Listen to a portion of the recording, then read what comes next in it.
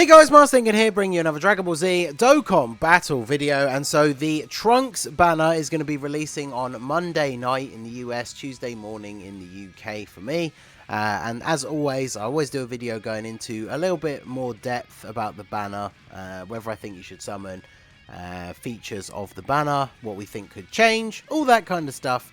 And so here we are again for the Trunks banner. So obviously not long ago I did make a video basically going into how pretty much every banner before the anniversary is kind of a skip, just because of how crazy, like, game changing the anniversary LRs are, the introduction of the 200% leader skills, all that kind of stuff. So if you are somebody who are free to play or you spend very little in the game, the upcoming anniversary banners, which is the beginning of July for global, is where you are going to get the most value for your stones. But obviously I always say this in these videos, if you're a massive whale and summon on every banner, or you just really love Trunks, then you're probably going to be doing some summons on this banner anyway.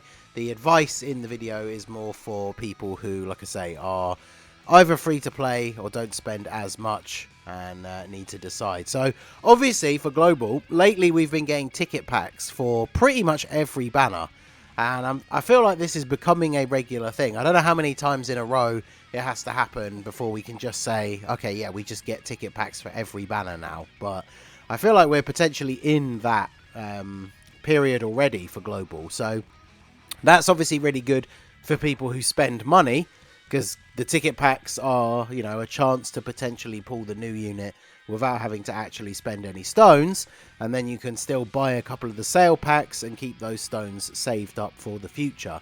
Obviously for me, I'm very much hoping that I can pull him off of a ticket pack. I might do like a couple of stone multis afterwards, but I very much want to save to do a huge like summon stream for the anniversary. So let's talk about the banner itself. Now obviously for global we can already expect there's going to be some changes. We have the new Trunks and the new Heart Virus Goku, and then the rest of the banner is not looking so great. Like, Tech Trunks still holds up okay in long form events. Zamasu and Ink Goku Black are two units that desperately need easy A's to be relevant again.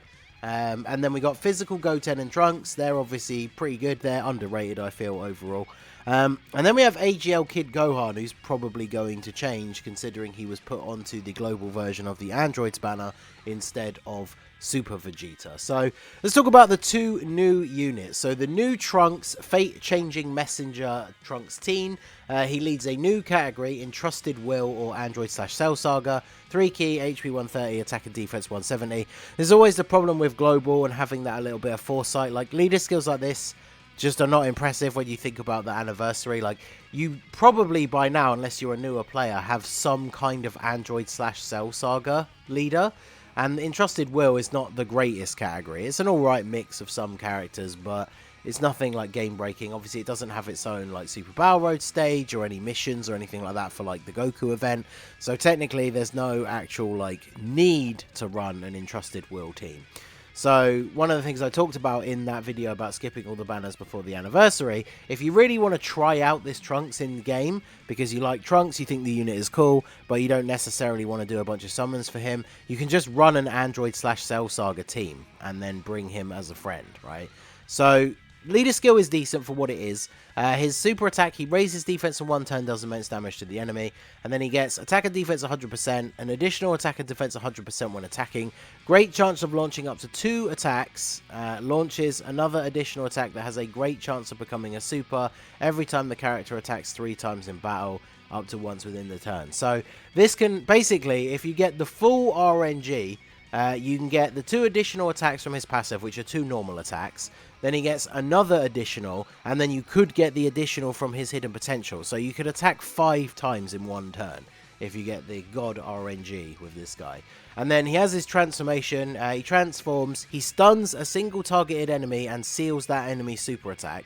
So useful for certain types of content, of course, but the problem is his condition to transform is he has to attack 6 or more times in battle. So obviously those abilities, stunning and sealing, are the most important for something like Super Battle Road, but you think back to what I said about the like God RNG, you can attack 5 times in one turn. So if you get this guy on turn 1, even if he does attack 5 times, you can't use his transformation on turn 3, which means you can then use it when he comes back again on turn 5. And in Super Battle Road, you've either won by turn 5 or there's like one enemy left. So I guess his transformation could be used as a finisher, but you're not going to see it that much in modes like that. And so the interesting thing, if you've heard all the discourse about this guy from JP, is that most people prefer him in his untransformed state. So if we transform into the Super Saiyan Trunks, he greatly raises attack and defense in one turn on super attack. So technically his super attack effect is better, because obviously remember he only raises defense for one turn. But then his passive, attack and defense 100%, great chance to crit, so 70% chance to crit, performs a critical hit once only, and an additional attack and defense 100% when performing a super, plus an additional attack 50% when the target enemy is in attack down status or defense down status, plus an additional attack 50% when the enemy is stunned or the enemy is sealed, high chance to stun the enemy for 2 turns when all allies attacking in the same turn are Android/Cell Saga characters. So another reason why technically you don't even need Entrusted Will, right? You just need to run an Android/Cell Saga team, bring this guy. So he doesn't get all of his additional attacks, which is where he can potentially put out the most of his damage.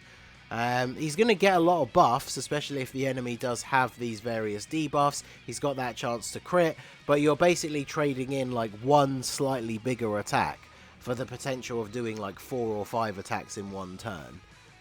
And each one of those raises his defense compared to, each super attack raises his defense compared to only getting the one greatly raises for this super attack. So obviously his links change very slightly, just get Super Saiyan. But I mean, the Super Saiyan Trunks is not bad, but he just seems kind of lackluster overall, even not taking into account his pre-transformed state. And then yeah, the pre-transformed state is just kind of a bit better overall, which is kind of crazy. But he's fun to use. Obviously in harder content you can literally just keep him untransformed and just go off with him, and he is pretty good. But yeah, very interesting card. I'm looking forward to trying him out myself, but like I said, I'm not going to go too crazy summoning for him. Now, the other big feature on his banner is this Heart Virus Goku, everyone calls him, because that's obviously where this is from, but in-game he is just Super Saiyan Goku. I mentioned this in the video about preparing for the celebration, but this does mean he has a farmable super attack as well. He's a Turtle School category lead for 3 ki and 130. He greatly raises attack on super, does immense damage to the enemy, and has a 50% chance of you losing 7% HP. So, I don't usually like HP sacrificing characters, but it's not too bad. And the trade-off is that this guy is obviously very, very good. Attack and defense 100%. Raises attack and defense by up to 200%. The more HP remaining, the greater the boost. So obviously at the start of the event, or just any time you're on full health, he's got the full 200% extra attack and defense. He has 5 ki and crit chance 59%. Reduces damage received by 59% and 59% chance of performing an additional super for 5 turns from the start of the turn. So for 5 turns, he's not only getting damage reduction and a chance to additional when he's greatly raising attack. So he is able to put out a lot of damage for the first 5 turns. And then after that, he has damage reduction of 59% when HP is 59% or less, and an additional 59% defense. So it's getting a little bit of extra defense but less damage reduction, and obviously you have to be on 59% or less HP. So in harder events where you're trying to stay above a reasonable amount so you don't get one shot by a super attack, then obviously this guy becomes not quite as good after those first 5 turns. But for something like Super Battle Road, he's going to be really good. Actually, thinking about it, it's quite an interesting dichotomy. The fact that like this Trunks is not really good for short events like Super Battle Road, better for longer events. And then this guy's really good in short events, not as much for longer events. So he's going to be really, really good defensively, as well as putting out some decent attack stats. And he's got good links. So he's very good. I know a lot of people are interested in throwing a few multis at this banner just to try and get him, as opposed to the Trunks. So when we look back at the banner, again, thinking about how it is potentially going to change. So physical Goten and Trunks, I don't think they've been back for a while. I imagine they will still be on here. But Gohan is very likely to change. So I brought up the, this is the Androids banner. They put Gohan on there. This came out obviously at the beginning of the year. This was February, beginning of February, most recent Dokkan Fest, I guess. So this guy being put on here obviously means he's not going to be on the Trunks banner, at least we would assume. They put GT Goku on here instead of, these two were instead of Super Vegeta and Broly. So that obviously brings up the immediate suggestion that, because I don't think they've ever brought them back on JP on banners separately, so I think there is the possibility that we see GT Vegeta being added to the Trunks banner. So obviously the android's got Goku, Trunks got Vegeta, they've both returned once before, like Saiyan Day and the anniversary. I could definitely see that being the case. They're on the anniversary banners as well, which is kind of annoying. So it's like another unit being added that if you are saving for the anniversary, you're probably going to pull during that time anyway, which I guess does devalue the banner a little bit. But looking back at the schedule, at what else could possibly take his place, because ideally we would like it to not be GT Vegeta in general for the overall value of the banner. So here we would be at the start of March for the release of Trunks. The androids were the previous Dokkan Fest, and obviously no other Dokkan Fest exclusive released during that time. Go back to January, that's when Super Vegeta came out. I don't think he's been out long enough for him to return. And then obviously there's no other Dokkan Fests here. So then we get back to December, and this is when Tech, Kale, and Caulifla came out. So Tech, Kale, and Caulifla, Bond of Friendship or Rapid Growth leads. I feel like they were kind of underrated, mainly because they released at a weird time on Global, where no one was really that interested. People were waiting for like Super Vegeta to come out, so they kind of went under the radar a little bit. But I could see these guys coming back, even though it hasn't been a super long time since they returned. And the reason why I say that is if we go back to the month before that, we obviously have the Tanabata with the LR Gogeta. Obviously he's not going to be on there. And then we had Heroes, so no other Dokkan Fest. And then the Dokkan Fest that released before that was Gohan, who has now returned on a banner because of the inclusion on the Androids banner. So technically, if he can return on the previous Dokkan Fest, then the next Dokkan Fest after him could return on this banner.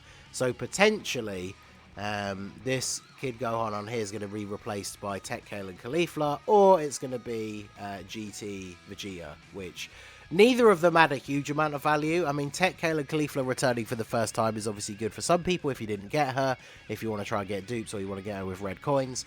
But overall, the banner is just really not great. So I definitely always recommend the ticket packs for people who do actually spend. Obviously, it's RNG, just like summoning always is. But, you know, you can get lucky without having to use stones, which is nice, and save up your stones for the anniversary.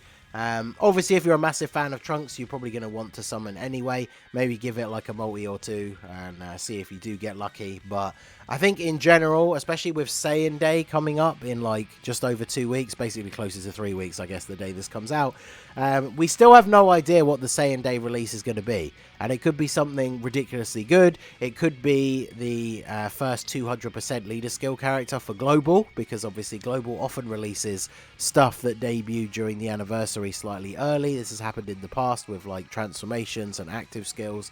So Saiyan Day could be a 200% lead, and then that's when you want to consider maybe summoning before the anniversary, not on a banner like this, in my opinion. So let me know what you guys think down below. I'm sure there is some big Trunks fans out there that do want to summon on this, but let me know your thoughts on this banner and what you are going to do down below in the comment section. And obviously, if you are summoning, then I wish you luck. So that is going to be it for the video, guys. This has been the Masked Ningen. Smash that like button, subscribe to the channel if you are new. Check out the links down below for the Discord and the merch store, and I will see you all again soon. Have a good one.